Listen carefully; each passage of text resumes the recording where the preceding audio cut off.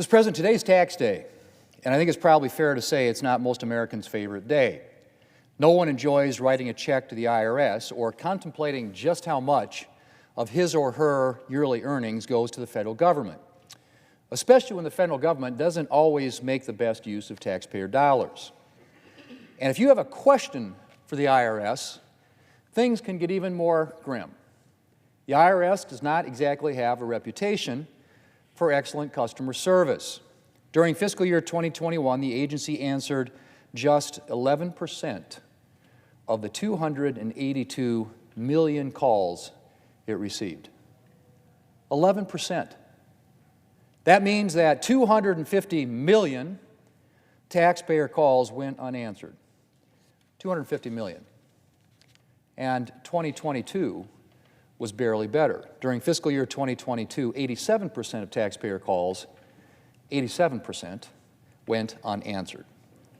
Any business with a customer service record like that would soon be out of business. And that's not even the worst of it. On top of its customer service problems, the IRS has a troubling record of mishandling taxpayer data. Everyone remembers the infamous targeting of conservative groups for extra scrutiny under the Obama IRS. Then there was the 2021 leak or hack of confidential taxpayer information that ended up in the hands of the left-leaning organization ProPublica and was used to advance a partisan agenda. And last September, the IRS reported that it had inadvertently posted confidential taxpayer data for around 120,000 individuals on its website. Then, after fixing its mistake, the IRS inadvertently made much of that same information public again, just 2 months later. It's no surprise that interacting with the IRS doesn't exactly inspire confidence. Mr. President, given the IRS's record, you would think that everyone could agree that the agency is ripe for reform. Democrats, however, apparently thought the agency was simply ripe for more funding. A lot more funding. Funding targeted not toward reforming taxpayer services, but overwhelmingly toward increasing tax enforcement. The so-called Inflation Reduction Act Democrats passed last August contained a staggering $80 billion for the IRS. Just 4% of that funding. 4% out of $80 billion was earmarked for improving taxpayer services. More than half, roughly $46 billion, was earmarked for increased audits and other tax collection efforts. But that's not all, Mr. President. President Biden is now proposing to boost the IRS's budget by 15% next year, over and above the massive funding boost the IRS already received from the Inflation Reduction Act. And it doesn't even end there. The President's budget would also provide a separate and additional $29 billion to the IRS for enforcement. Again, in addition to the $46 billion for enforcement the IRS received last August. Mr. President, I don't need to tell anyone that President Biden's campaign to flood the IRS with unprecedented funding is motivated not by a desire to improve the agency's performance, but by a need to find money to help offset some of the cost of Democrats' Green New Deal schemes and other big government spending. And there's reason to be concerned about where the President will be getting all this money he expects to collect. The IRS has pledged not to use its increased funding to raise audit rates on small businesses and households making under $400,000 a year, relative to historic levels. But not only is it not clear what the agency means by historic levels, there's also nothing to prevent the Biden IRS from going back on that commitment. If, for example, the President finds he can't pay for his Green New Deal schemes just by increasing audits of high-earning taxpayers. Mr. President, suddenly and dramatically increasing the size of any government agency is a cause for concern. Are there plans in place to make sure the money is used wisely, efficiently? Can the agency in question handle such a swift expansion? These are serious questions no matter what agency we're talking about.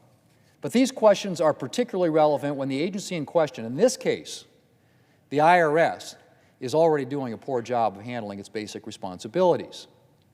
Any funding infusion, like the $80 billion the IRS received in August, should be paired with commensurate oversight measures, including a requirement for a comprehensive strategy and effective execution from the IRS, and appropriate safeguards and accountability for taxpayers. But that, interestingly enough, is something Democrats failed to include in their legislation, and they've shown little interest in IRS oversight since. That cannot continue. We need to put safeguards in place to ensure that the tens of billions of dollars Democrats have funneled to the IRS are being used responsibly and efficiently, and the IRS is not mismanaging its tax collection powers. The National Taxpayer Advocate has noted that the money from the so-called Inflation Reduction Act has been, and I quote, disproportionately allocated for enforcement activities and should be reallocated to achieve a better balance with taxpayer service needs and IT modernization, end quote. We need to put taxpayers first, the advocate said. And she's right. But unfortunately, Democrats' priority is not taxpayers, it's tax collection. Earlier this year, I introduced legislation along with Senator Chuck Grassley, co-sponsored by all Senate Finance Committee Republicans, to improve oversight and hold the IRS accountable for its spending decisions. Our legislation, the IRS Funding Accountability Act, would require the IRS to provide Congress with an annual plan for how the agency intends to use its new funding, a plan that could be rejected by Congress with a joint resolution of disapproval. The IRS would also be required to provide Congress with quarterly updates on implementation of its spending plans. And there would be real consequences for failing to submit plans or reports on time, including the rescission of funds until the IRS complies with reporting requirements.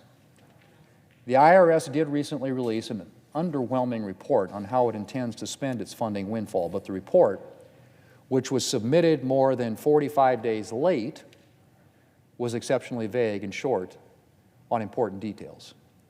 Our legislation would require the IRS to put forward detailed plans on time and ensure that Congress has the ability to prevent misuse of funds or violations of taxpayer rights. And I would hope that my Democrat colleagues would recognize the need for this kind of common sense legislation.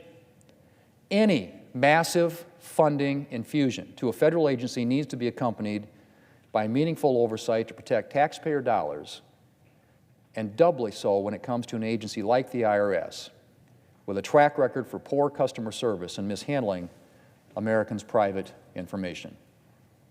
As we move forward, I'll continue to do everything I can to push for accountability at the IRS and to make sure that taxpayers' rights are respected and that Americans' tax dollars are being used responsibly. Mr. President, I yield the floor.